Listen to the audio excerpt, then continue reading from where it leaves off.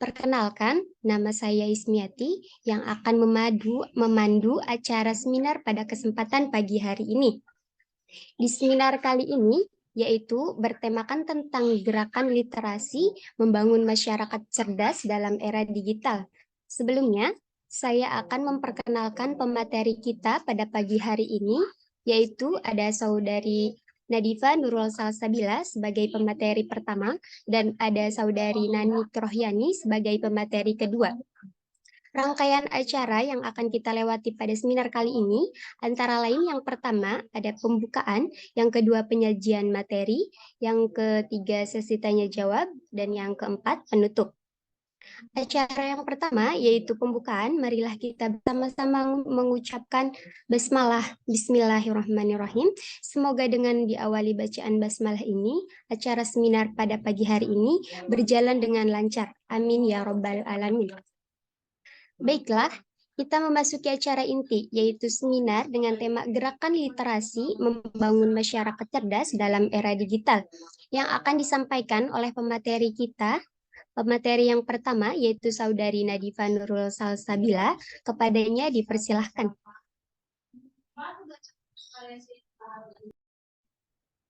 Baik, terima kasih moderator. Sebelumnya, Assalamualaikum warahmatullahi wabarakatuh. Perkenalkan, saya Nadifa Nurul Salsabila. Di sini saya akan memaparkan sedikit tentang gerakan literasi dan apa saja dampaknya ya. Literasi di sini merujuk pada kemampuan seseorang dalam membaca, menulis, memahami, dan menggunakan informasi secara efektif. Ini melibatkan pemahaman tentang teks tertulis, termasuk kemampuan membaca dan menulis, serta pemahaman makna di balik teks tersebut. Nah, literasi juga mencakup kemampuan untuk menganalisis, mengevaluasi, dan menggunakan informasi secara kritis dalam berbagai konteks. Lalu perlu diingat bahwa pentingnya literasi ini adalah keterampilan inti yang diperlukan dalam kehidupan sehari-hari. Literasi yang kuat memungkinkan individu untuk berpartisipasi secara aktif dalam masyarakat, mengakses pekerjaan dan pendidikan yang bermutu, dan membuat keputusan yang informasional dan cerdas. Dalam era informasi saat ini, literasi juga menjadi penting dalam membantu individu membedakan informasi yang valid dari yang tidak valid, serta mengidentifikasi bias atau manipulasi dari pesan yang mereka temui. Lalu, apa dampak teknologi informasi bagi literasi digital? Nah, dampak teknologi informasi dan komunikasi terhadap kebiasaan membaca dan menulis ini dapat bervariasi ya tentunya, baik positif maupun negatif. Di mana teknologi informasi dan komunikasi seperti internet, e-book, dan perangkat mobile telah membuat akses terhadap informasi dan bahan bacaan menjadi lebih mudah dan cepat. Orang sekarang tentunya dapat dengan mudah mencari dan membaca berbagai materi dan berbagai sumber online. TIK juga telah membuka pintu bagi keanekaragaman konten yang tak terbatas. Ada banyak platform online seperti blog, situs berita, dan media sosial, di mana orang dapat membaca dan menulis berbagai jenis materi, mulai dari artikel, opini, cerita, dan puisi. Lalu, ini juga memberikan peluang bagi orang-orang untuk memperluas wawasan dan pengetahuan mereka tentunya. Dengan adanya teknologi, cara orang membaca dan menulis telah berubah. Buku fisik telah digantikan oleh e-book dan audiobook yang dapat diakses melalui perangkat elektronik. Gaya menulis juga telah berubah dengan munculnya blog, media sosial, dan platform online lainnya. Tentunya ini juga memberikan peluang bagi orang-orang untuk memperluas wawasan dan pengetahuan mereka. Lalu dalam keseluruhan, dampak TIK ini pada kebiasaan membaca dan menulis bisa bermanfaat dengan akses yang lebih luas dan keanekaragaman konten tentunya. Tetapi juga menimbulkan tantangan seperti gangguan perhatian ya. Contohnya, kita ada tugas untuk membuat proposal, lalu kita mencari referensinya di Google, namun saat ada notifikasi masuk kayak seperti ting gitu, pasti perhatian kita akan teralihkan ya. Nah, jadi penting bagi individu untuk mengelola penggunaan TIK secara bijak dan mengembangkan keterampilan literasi yang kuat untuk memanfaatkan manfaat teknologi tanpa mengabaikan pentingnya membaca dan menulis dalam bentuk tradisional maupun digital. Perubahan cara akses informasi yang disebabkan oleh TIK memberikan peluang dan tantangan dalam hal literasi, sementara individu memiliki akses yang lebih besar ke informasi. Mereka juga dihadapkan pada tugas untuk mengembangkan keterampilan literasi yang kuat untuk memahami, mengevaluasi, dan menggunakan informasi tersebut secara efektif. Lalu, apa bahaya disinformasi dan penyebaran berita palsu terhadap literasi digital ini? Tentunya penyebaran berita palsu ini memiliki dampak yang sangat merugikan ya. Disinformasi ini dapat merusak reputasi individu, organisasi atau lembaga. Ketika berita masuk, ketika berita palsu atau informasi yang salah menyebar luas, hal itu tentunya dapat menyebabkan kerugian besar bagi individu atau entitas yang terkena dampaknya. Selain itu, penyebaran berita palsu secara terus-menerus dapat mengikis kepercayaan masyarakat pada sumber informasi yang sudah jelas dan memperumit upaya untuk membedakan antara fakta dan fiksi. Penyebaran berita palsu juga seringkali bertujuan untuk mempengaruhi opini publik atau mengubah pandangan orang terhadap suatu isu. Dengan memanfaatkan emosi, prasangka, atau kepercayaan yang ada, pelaku penyebaran berita palsu dapat mempengaruhi persepsi publik dan memperkuat pemikiran yang salah atau ekstrim. Hal ini tentunya dapat merusak proses demokrasi, memicu konflik sosial, dan menghambat membuat keputusan yang informasional. Selain itu, disinformasi dapat berdampak langsung pada kesehatan dan keselamatan masyarakat. Contohnya seperti kasus yang terjadi kemarin tentang adanya virus COVID-19 di mana penyebaran berita palsu tentang vaksinasi apabila kita vaksin itu justru mempercepat kematian disertai dengan adanya data-data yang tidak benar, lalu menyebabkan penolakan terhadap vaksin dan meningkatkan risiko penyebaran yang tidak dapat dicegah. Padahal seperti yang kita ketahui, vaksinasi adalah salah satu langkah yang paling efektif dan penting dalam melindungi diri sendiri dan masyarakat dari penyakit infeksi. Yang terakhir, penyebaran berita palsu dapat menciptakan ketidakseimbangan informasi dalam masyarakat. Ketika informasi yang salah atau tendensius mendominasi, orang mungkin kesulitan memperoleh pemahaman yang akurat tentang isu-isu penting. Lalu, bagaimana caranya mengatasi bahaya disinformasi ini? Nah, untuk mengatasi bahaya disinformasi dan penyebaran berita palsu ini, diperlukan adanya upaya bersama dari individu, lembaga, dan pemerintah. Ini termasuk pendidikan literasi media dan literasi informasi ya. Lalu promosi sumber informasi yang terpercaya, pengembangan kemampuan kritis dan mengevaluasi informasi, serta regulasi yang tepat terhadap penyebaran berita palsu dan adanya hukuman terhadap pelaku penyebaran berita palsu yang disengaja. Mungkin sekian pemaparan tentang literasi digital dan dampaknya. Saya cukupkan. Wassalamualaikum warahmatullahi wabarakatuh. Saya kembalikan ke moderator. Baik, terima kasih kepada Saudari Nadifa Nurul Salsabila atas penyampaian materinya. Selanjutnya, kita masuk ke pemateri kedua, yaitu Saudari Nani Kerohyani. Kepadanya dipersilahkan. Baik, terima kasih atas waktunya moderator. Assalamualaikum warahmatullahi wabarakatuh. Terima kasih sebelumnya karena saya sudah diberi kesempatan menjadi pemateri di sini. Dan saya masih banyak kekurangan di sini. Di sini kita juga sekedar sharing dan tujuan utama kita untuk belajar bersama. Baik, saya akan melanjutkan materi mengenai gerakan literasi, membangun masyarakat cerdas dalam era digital. Yang pertama ada poin bagaimana membangun literasi di masyarakat. Nah, di sini ada beberapa aspek yang nantinya akan saya jelaskan. Yang pertama ada peran keluarga dalam membentuk budaya literasi. Kedua, ada peran sekolah dalam mengembangkan literasi siswa. Tiga, peran perpustakaan sebagai pusat pengetahuan dan literasi masyarakat. Empat, peran media dalam meningkatkan literasi masyarakat. Saya akan membahas poin yang pertama, yaitu peran keluarga dalam membentuk budaya literasi. Keluarga merupakan lembaga pendidikan informal yang memiliki peran penting dalam pengembangan literasi, karena keluarga utamanya ibu itu merupakan sekolah pertama ya, atau madrasah pertama bagi anak-anaknya, yang akan sangat berpengaruh terhadap perilaku dan perkembangan anak tersebut sejak dini. Anak sendiri adalah individu yang sedang bertumbuh dan berkembang, yang pada awalnya di usia dini akan mengalami pertumbuhan dan juga perkembangan yang sangat pesat, sehingga peka akan atau sensitif terhadap rangsangan. Nah, rangsangan ini Berupa apa? Berupa yang bisa dilihat, berupa apa yang bisa dilihat, dirasa, dan didengar. Pada masa ini anak akan mengalami masa yang disebut golden age, yaitu atau masa emas yang dimana di usia pada usia saat bayi sampai umur 5 tahun, sekaligus pada masa kritis dalam tahapan kehidupannya. Ada pepatah mengatakan, belajar di waktu kecil bagi mengukir di atas batu, belajar di waktu dewasa bagi mengukir di atas air. Karena itu kenapa di masa golden age ini anak akan lebih menyerap dan mengingat sesuatu. Maka dari itu, dalam keluarga perlu adanya sistem penerapan 3S. Apa sih 3S itu? 3S adalah sadar, stimulus, dan sharing. Orang tua dituntut untuk kreatif agar menjadikan membaca menjadi kegiatan yang menyenangkan.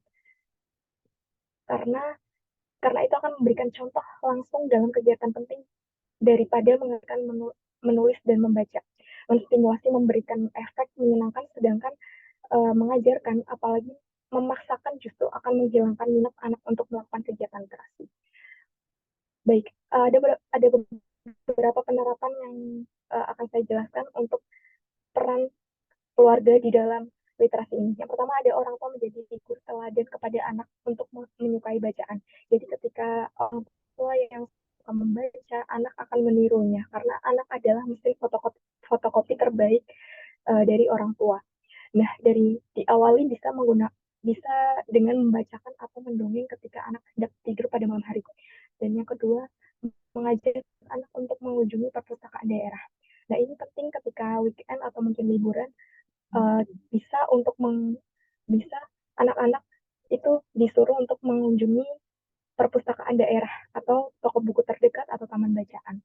Karena semakin sering anak didekatkan dengan buku, sejak dini akan menjadikan anak lebih senang dan membaca atau bacaan. Yang ketiga ada menjadikan buku sebagai reward untuk anak memperoleh prestasi daripada mainan dan pakaian.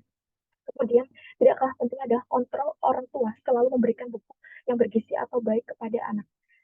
Karena tidak semua buku itu memiliki perkembangan yang baik untuk anak. Hanya buku-buku bermutu yang mampu menumbuhkan karakter positif anak. Nah, di sini orang tua itu sangat berperan penting untuk menyeleksi bacaan mana yang menyehatkan dan mana yang menyesatkan. Nah, jadi kesimpulannya, melalui contoh dan keteladanan dalam keluarga akan merangsang timbulnya rasa ketertarikan anak untuk lebih mengenal, mengetahui, dan memahami kegiatan literasi sejak dini. Orang tua juga dituntut untuk mengemas berbagai kegiatan dengan usia anak, menciptakan suasana literasi yang santai, nyaman, dan menyenangkan dalam keluarga akan menyuburkan dan menumbuhkan budaya literasi dini pada anak. Kemudian lanjut ke poin kedua, yaitu ada peran sekolah dalam mengembangkan literasi siswa. Program literasi siswa atau PLS atau yang biasa disebut GLS ini merupakan sebuah gerakan yang memiliki upaya untuk menumbuhkan budi pekerti siswa. Tujuannya dilakukan program ini adalah agar siswa memiliki budaya membaca dan juga menulis yang baik, sehingga terciptalah pembelajaran yang baik juga. Nah, salah satu penerapan program literasi yang sering kita temui adalah program PLS ini merupakan program yang dilangsungkan untuk mendukung peningkatan minat baca dan mengasah keterampilan dalam menulis di lingkungan sekolah. Jadi di setiap sekolah-sekolah itu penting untuk memiliki program ini, karena dari sekolah tersebut sudah menunjang gerakan literasi dengan baik. Makanya kenapa guru itu dituntut untuk menjadi manusia kreatif. Tidak lainnya itu, siswa yang sukses adalah keteladanan guru yang baik, di mana guru bisa menjadi contoh yang baik dari segala aspek.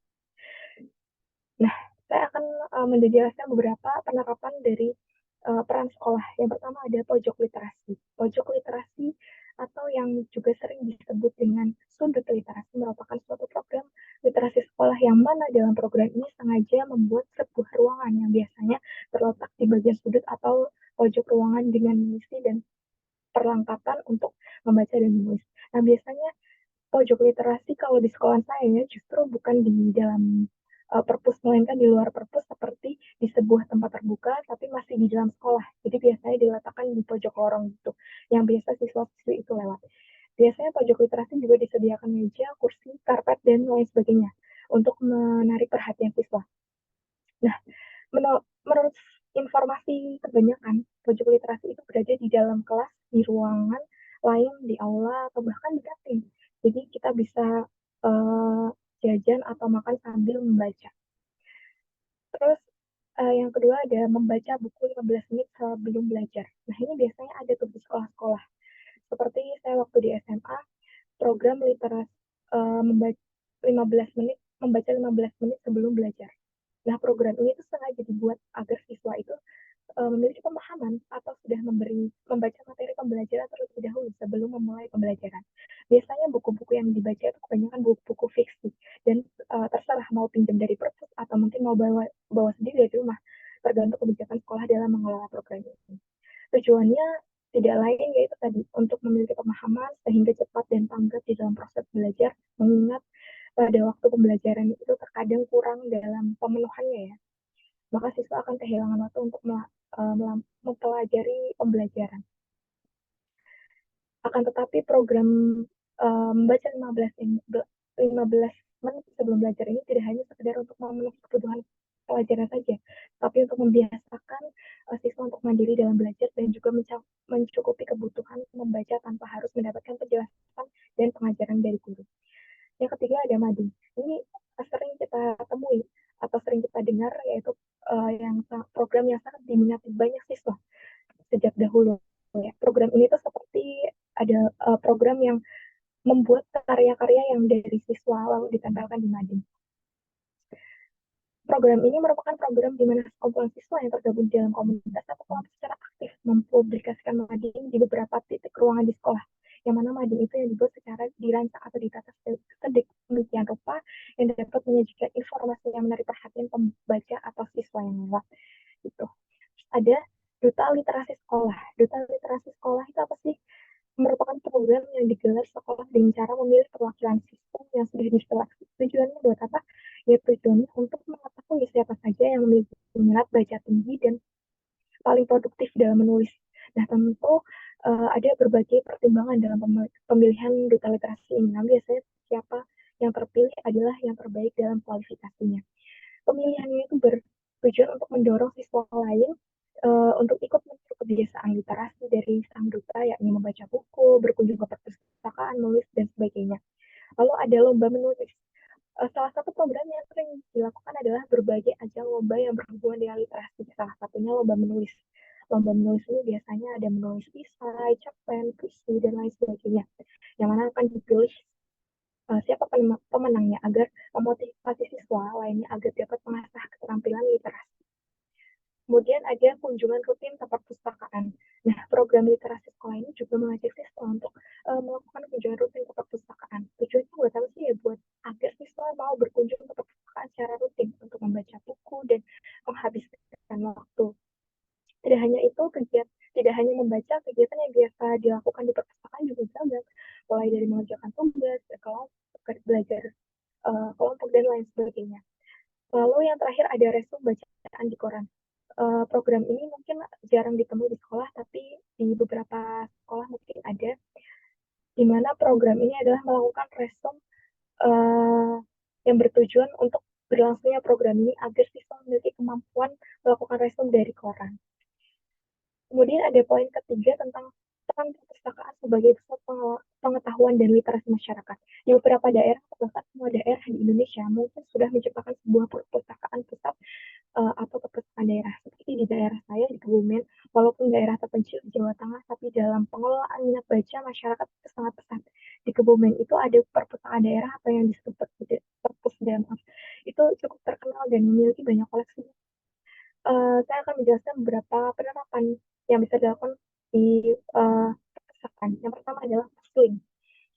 Pusling adalah perpustakaan keliling. Bentuk perpustakaan keliling ini seperti sebuah mobil yang membawa beragam buku untuk dibaca secara gratis. Tapi untuk pusling ini masih beberapa daerah yang melakukan penerapannya secara rutin. Kedua, ada koleksi perpustakaan. Sepertinya koleksi perpustakaan daerah itu tentu dapat menunjang minat baca dari masyarakat. Semakin banyak koleksi buku, itu semakin banyak pengunjung. Kemudian ada melakukan promosi dengan perlombaan dan bazar. Membuat sebuah perlombaan seni yang menarik tentu mengundang perhatian masyarakat. Nah, ini juga dilakukan oleh perpustakaan di daerah saya. Seperti perlombaan menulis, menggambar, membaca puisi, dan ada tilawahan, dan lain sebagainya. Dan mengadakan bazar makanan, baju, buku, dan lain-lain di depan perpustakaan daerah. Hal tersebut akan mengundang antusias masyarakat. Kemudian ada fasilitas yang memadai. Nah, kenapa ini penting? Seperti pengalaman saya di Perpusda, di daerah saya di Kebumen. Banyak orang-orang itu berkunjung untuk mendapatkan suasana baru dalam mengerjakan tugas, berdiskusi, meeting, dan lain-lain. Jadi, bukan hanya sekedar membaca buku, fasilitas seperti ruangan ber-AC, wifi gratis, ruangan private untuk berdiskusi, tempat yang bersih, buku yang banyak, beragam jenisnya, nah, dan lain-lain. Hal ini tidak lain untuk membuat kenyamanan masyarakat supaya betah berlama-lama di perpusden. Walaupun tetap ada kebijakan penggunaan ruangan wifi atau hal lain yang tidak boleh berlebihan. Ini adalah membuka kunjungan gratis. Nah, seperti yang sudah saya jelaskan tadi di peran sekolah itu melakukan kunjungan gratis ke perpustakaan daerah. Dan ini juga perpustakaan daerah itu membuka kunjungan secara gratis untuk anak-anak TK dari TK sampai SMA. Mungkin setiap bulannya itu pasti ada. Nah, ini biasanya menjadikan simbiosis mutualisme. Kenapa? Karena dari sekolah itu bisa mendapatkan ilmu, mengunjungi perpusda, dan perpusda juga bisa mendapatkan feedback yang baik dari masyarakat.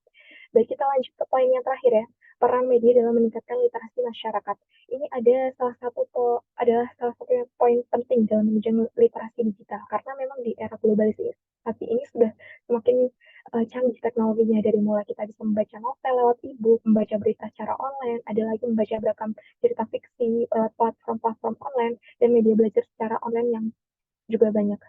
Tapi hal ini tidak menutup kemungkinan di masa depan mungkin buku fisik sudah punah dan digantikan oleh buku-buku digital. Nah, untuk itu kita perlu yang namanya peran penting dalam media online pada literasi masyarakat ini supaya tidak melenceng. Yang pertama, ada membuat aplikasi yang ramah untuk membaca, di mana ini aplikasi itu bisa uh, bukan hanya untuk mengakses berita saja, kita juga bisa membaca buku yang kita baca, yang kita sukai secara online. Sudah banyak ya aplikasinya seperti ini, tapi disayangkan banyak yang berbayar.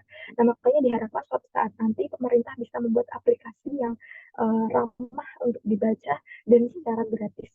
Kemudian ada Kominfo berperan secara baik, di mana dia bisa mengelola media sosial dan mungkin memblokir beberapa aplikasi atau situs-situs porno lainnya. Mengapa penting? Karena ada beberapa hal yang perlu kita pahami dalam pemanfaatan literasi digital ini, seperti akses informasi, pendidikan, ekonomi, konektivitas, layanan kesehatan, partisipasi sosial, penyebaran berita, teknologi, pemberdayaan.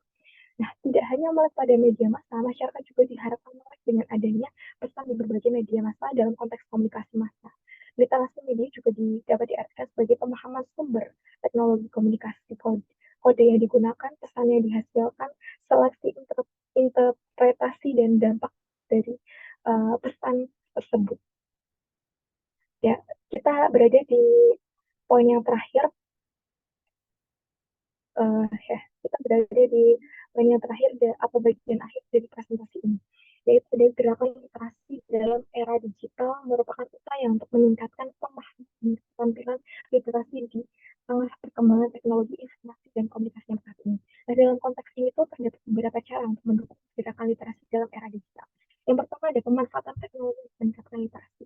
Teknologi dapat menjadi alat yang kuat untuk meningkatkan aksesibilitas dan minat dalam membaca dan pemanfaatan e-book, audio, book, platform pembelajaran daring, dan aplikasi literasi yang dapat menjadi sarana yang efektif untuk meningkatkan minat dan kemampuan literasi.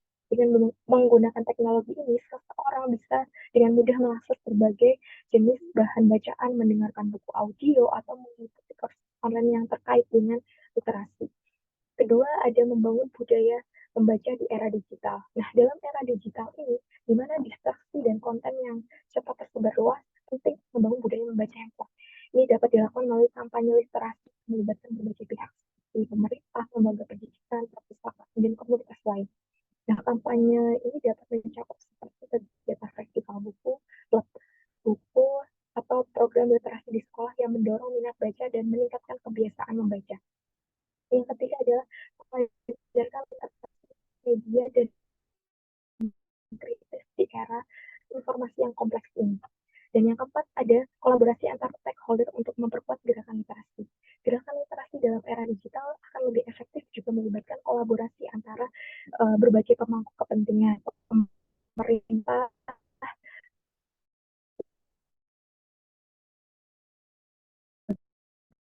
pendidikan, perpustakaan, organ mereka dapat bekerja sama dalam merancang program-program literasi untuk membagikan sumber daya dan saling mendukung dalam mencapai tujuan literasi yang lebih luas. Jadi melalui pemanfaatan teknologi ini, pembangunan budaya membaca, pengajaran literasi, media dan kritis, serta kolaborasi yang antar stakeholder, gerakan literasi dalam era digital dapat semakin kuat dan berdampak positif terhadap kemampuan literasi masyarakat di era digital. Ya mungkin itu saja akhir dari presentasi ini. Nanti akan ada sesi tanya jawab yang akan dijelaskan langsung oleh moderator. Saya kembalikan ke moderator. Terima kasih. Wassalamualaikum warahmatullahi wabarakatuh. Waalaikumsalam warahmatullahi wabarakatuh. Terima kasih saya ucapkan kepada kedua pemateri yang sudah menyampaikan materinya dengan sangat jelas dan insya Allah sangat bermanfaat bagi kita semua. Selanjutnya, kita akan masuk ke sesi tanya jawab. Sebelum itu, saya akan menyampaikan peraturannya terlebih dahulu. Yang pertama, kesempatan tanya jawab ini hanya dilaksanakan dengan satu sesi saja dan diisi hanya satu orang penanya saja. Yang kedua, waktu tanya jawab kami batasi hanya 5 menit saja. Yang ketiga, selama proses diskusi berlangsung, audiens diharapkan untuk bersikap tenang. Baiklah, dipersilahkan kepada audiens yang ingin bertanya agar mengangkat tangannya terlebih dahulu atau raise hand terlebih dahulu. Silakan. Baik, saudari Ebi, dipersilahkan ya. Halo, selamat pagi. Maaf banget sebelumnya nggak bisa pakai backgroundnya. Oke, perkenalkan nama saya Febri atau Ebi. Saya Prodi Ilmu Komunikasi Universitas Pendidikan Indonesia. Di sini ada beberapa pertanyaan. Yang pertama mengenai penyebaran berita palsu. Nah, kita ini kan masuk dalam generasi 4.0, di mana kita tuh setiap hari pasti dapat berita. Bahkan gak setiap hari, setiap menit, setiap detik pasti ada aja berita baru kan yang kita nyampe di kita. Nah, ada nggak sih tips dari para pemateri untuk bisa membedakan mana nih berita valid juga berita yang tidak valid atau hoax? Dan juga ada nggak sih pasal-pasal atau hukum yang menjelaskan mengenai penyebaran berita palsu? Itu selanjutnya ada yang mengenai literasi. Uh, apa nih? Setiap program di sekolah itu kan pasti ada penghambat dan uh, ya ada penghambat dan pendukung. Nah, untuk literasi ini ada nggak sih faktor penghambat sama pendukungnya dalam gerakan literasi di sekolah? Juga, apakah nih program literasi sekolah ini bisa menjadi solusi yang efektif untuk meningkatkan minat membaca para siswa? Terima kasih. Oke, terima kasih kepada Kak Ebi atas pertanyaannya. Untuk para pemateri, apakah mau dijawab langsung atau mau diskusi terlebih dahulu? Boleh saya izin menjawab ya. Untuk pertanyaan pertama, bagaimana cara kita membedakan berita palsu dan berita fakta ya? Pertama, tentunya benar, banyak berita yang masuk setiap detiknya. Jadi cara kita membedakan untuk melihat berita palsu atau tidaknya itu kita banyak mencari informasi banyak-banyak dari sumber-sumber yang lainnya tentang kebenaran berita ini. Nah, lalu untuk pasalnya atau untuk hukumnya itu sudah tertulis pada pasal 28 ayat 1 Undang-Undang Nomor 19 Tahun 2016 tentang informasi dan transaksi elektronik, di mana setiap orang dengan sengaja dan tanpa hak menyebarkan berita bohong dan menyesatkan yang mengakibatkan kerugian konsumen dalam transaksi elektronik. Jadi begitu ya. Apakah sudah jelas atau bagaimana? Jelas, terima kasih.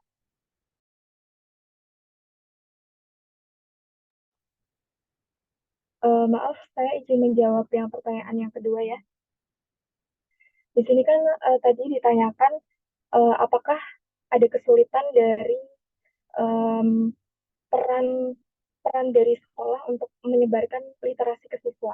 Ya pasti tentu ada, karena kan apalagi siswa zaman sekarang ya, itu lebih banyak mereka menggunakan gadget dan menghabiskan waktunya itu untuk gadget dan mereka lebih suka untuk literasi secara digital. Tapi kita bisa mencoba beberapa cara untuk supaya itu siswa itu bisa lebih mudah untuk melakukan literasi. Yang pertama mungkin memperkenalkan kebiasaan membaca sejak dini. Nah, kebiasaan yang membaca itu seperti melakukan hal-hal yang mungkin sekiranya dipaksakan ya. Karena kan hal-hal yang dipaksakan akan menjadi terbiasa. Seperti kalau di sekolah saya dulu itu ada yang setiap bulannya itu kita harus membaca satu buku atau satu novel gitu. Itu pinjem di perpus gitu. Nah, itu tuh bisa diterapkan dengan uh, kenapa harus minjem buku ya, karena supaya suatu saat nanti bisa data di sekolah dapat nilai plus atau mungkin untuk nilai kelulusan kayak gitu. Terus kemudian membuat lingkungan belajar yang kondusif. Lingkungan belajar yang kondusif itu membantu siswa untuk fokus dan nyaman dalam proses pembelajaran. Dan yang ketiga ada menggunakan teknologi pembelajaran. Teknologi pembelajaran itu bisa dari gurunya membuat gimana sih cara literasi itu supaya lebih mengasihkan gitu.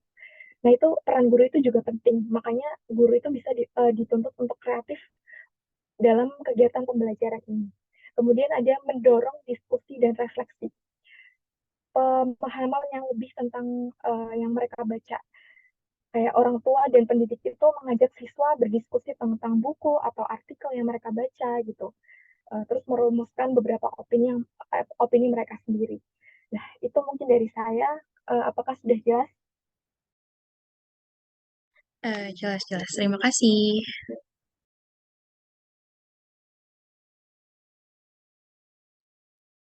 Baik, mungkin itu jawaban dari pertanyaan Kak Ebi. Semoga Kak Ebi puas dengan jawabannya ya, Kak. Nah, baik teman-teman, karena memang dari awal sesi tanya jawab hanya dilaksanakan oleh satu orang penanya saja. Mungkin saya cukupkan untuk sesi tanya jawab pada kesempatan kali ini. Nah, baiklah teman-teman semuanya.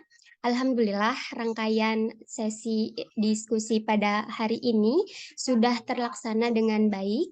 Kami ucapkan terima kasih kepada pemateri kita pada hari ini, yaitu Saudari Nadifa Nurul Salsabila dan Saudari Nani Kerohyani, yang sudah berbagi pengetahuan kepada kita semua. Dan juga terima kasih kepada audiens yang sudah menyimak dengan antusias diskusi kita pada hari ini.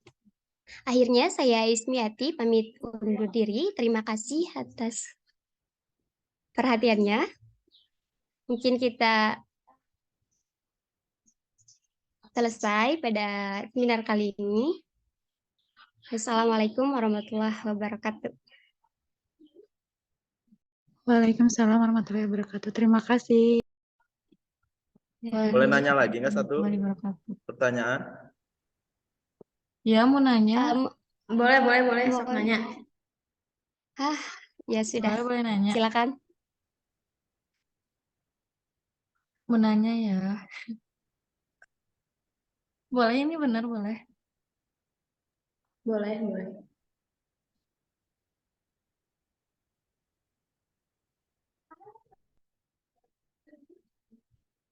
Sok, enggak silakan.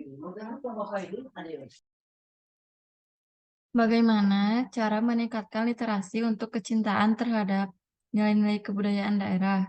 Ketika globalisasi dan kemajuan teknologi mulai menggerusnya, salah satunya adalah bukti kecintaan remaja akan budaya kebarat-baratan dan malah menganggap budaya sendiri itu kuno dan aneh. Terima kasih.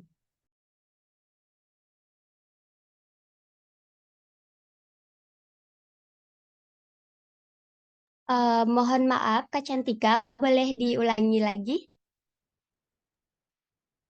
Boleh sebentar. Bagaimana gitu meningkatkan literasi untuk untuk remaja gitu yang apa sih yang lebih Jadi lebih ininya teh ke budaya kebarat-baratan gitu dan malah menganggap budaya Indonesia tuh kuno sama aneh.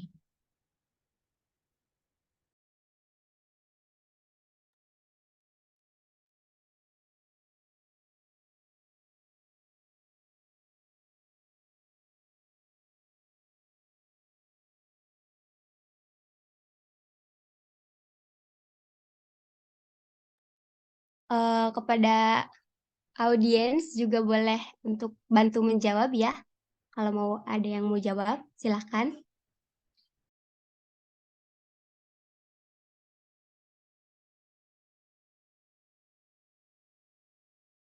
Izin menjawab boleh?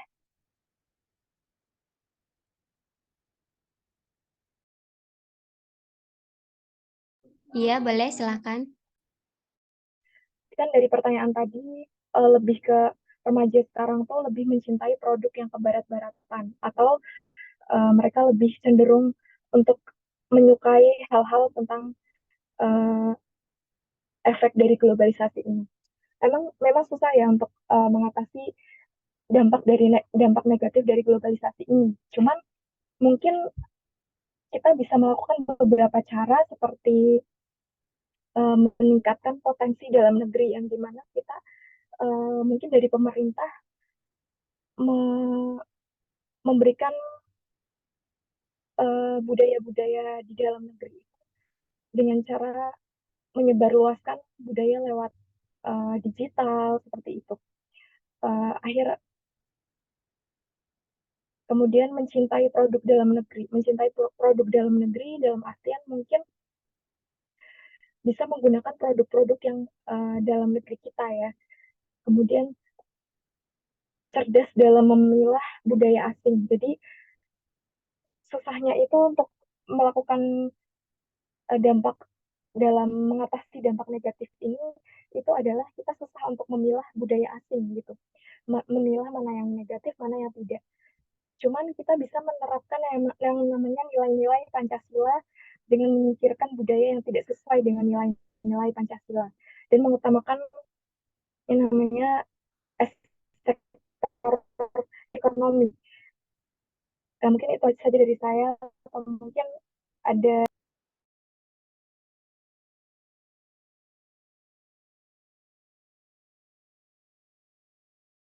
Ya, terima kasih. Aku mau menanggapi, boleh nggak? Hah?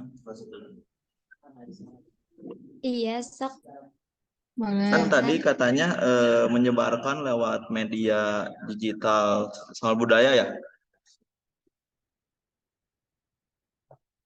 Tapi bisa dilihat belakangan ini bukan pemerintah, apa ya? Banyak konten-konten yang negatif, sedangkan mereka tidak mempublish budaya-budaya yang di Indonesia tersebut gitu. Tapi kebanyakan yang konten-konten negatif. Jadi solusi dari apa yang dilakukan, apa yang sedang terjadi di media digital tuh gimana gitu? Kayak bisa dilihat lah, banyak anak bisa ngeakses semua digital, baik itu bisa dibaca atau dilihat gitu. Sedangkan konten-kontennya tuh kebanyakan saya pribadi gitu ya ngelihat kebanyakan yang negatif. Gimana gitu solusi tersebut biar tidak terjadi gitu. saya izin menjawab ya. Sesuai dari yang saya jelaskan tadi di presentasi tadi, ada beberapa peran penting dari beberapa aspek dari keluarga, dari yang utamanya dini itu dari keluarga, kemudian ada dari pemerintah gitu. Dan mungkin dari konten-konten yang bisa tersebar luas itu ya karena dari pemerintah yang tadi saya bilang Kominfo kurang yang namanya memberikan sebuah peraturan yang keras untuk bisa memblokir situs-situs yang tidak baik atau situs-situs negatif seperti situs porno dan lain sebagainya. Makanya peran penting pemerintah itu perlu untuk ditegaskan dari Kominfo tersendiri kayak gitu. Lalu kalau misalkan anak zaman sekarang itu sudah bisa mengakses yang namanya hal-hal negatif, yaitu dari peran dari keluarganya tersendiri, di mana keluarga itu memiliki peran penting yang seperti yang saya tadi bilang, 3S, sharing, stimulasi, dan juga sadar. Keluarga dari pihak keluarga itu sadar bahwa globalisasi itu semakin semakin negatif ke arah negatif, Mas. Nah, menstimulasi anak itu dengan cara apa? Ya dengan cara memberikan pendidikan yang terbaik dan juga mengarahkan anak supaya anak itu bisa uh, lit, bisa melakukan literasi digital itu dengan baik gitu loh. Dan juga ada peran dari sekolahannya. Ya peran dari sekolahannya kalau misalkan si anak ini tidak ingin bisa mengakses semua situs-situs yang tidak baik ya istilahnya. Di sekolah kan dia di tempat sekolah yang baik, di pendidikan yang baik. Nah, itu peran peran sekolah makanya penting. Peran sekolah penting itu supaya dalam arti memberikan pendidikan yang baik dari keluarga tersendiri. Nah, itu mungkin bisa menjawab atau enggak dari saya kayak gitu.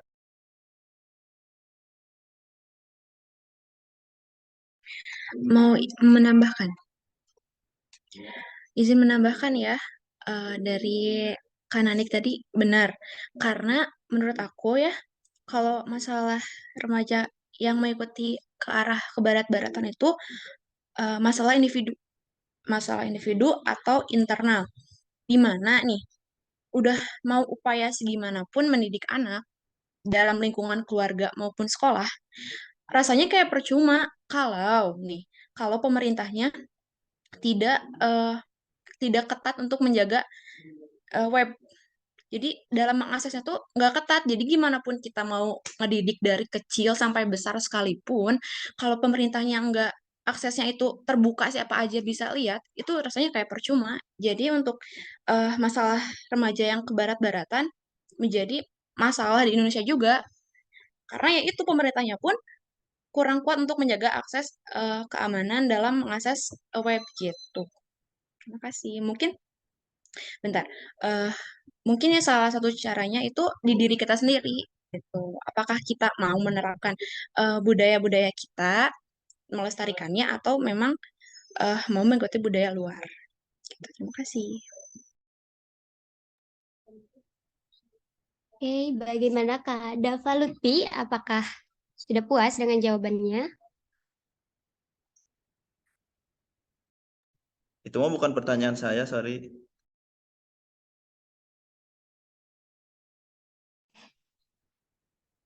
Tadi yang nanya siapa ya?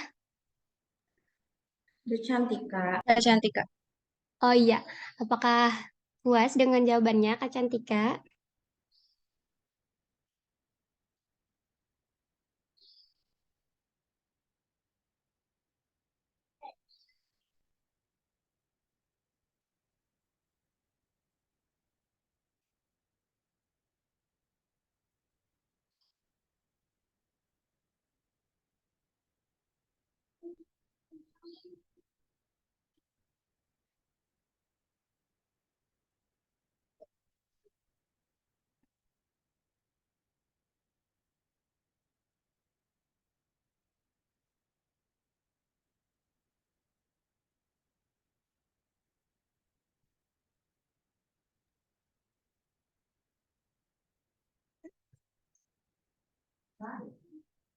Oke, untuk Kak Dava tadi boleh diulang pertanyaannya Kak?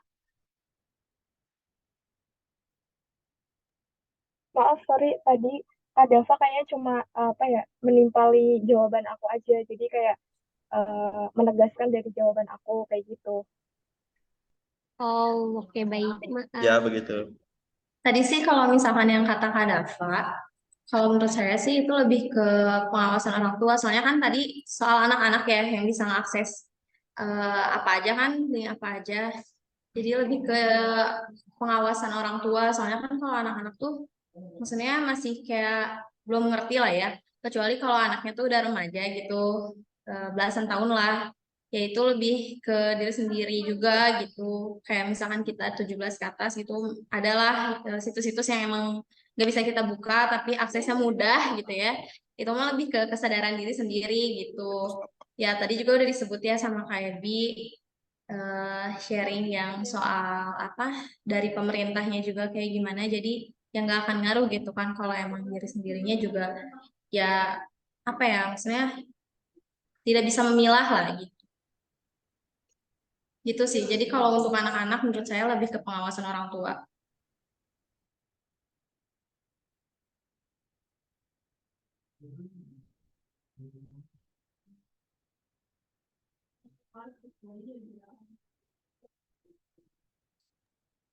Kak, aku mau nanya boleh? Mohon maaf Kak, karena memang sudah keterbatasan waktu juga ya. Mungkin kita sudahi seminar dan sharing hari ini. Semoga kita semua mendapatkan ilmu yang bermanfaat dari sharing ini ya teman-teman. Sekali lagi saya ucapkan terima kasih kepada audiens pada hari ini. Sampai jumpa semuanya. Wassalamualaikum warahmatullahi wabarakatuh. Waalaikumsalam warahmatullahi wabarakatuh. Waalaikumsalam warahmatullahi wabarakatuh. Waalaikumsalam warahmatullahi wabarakatuh.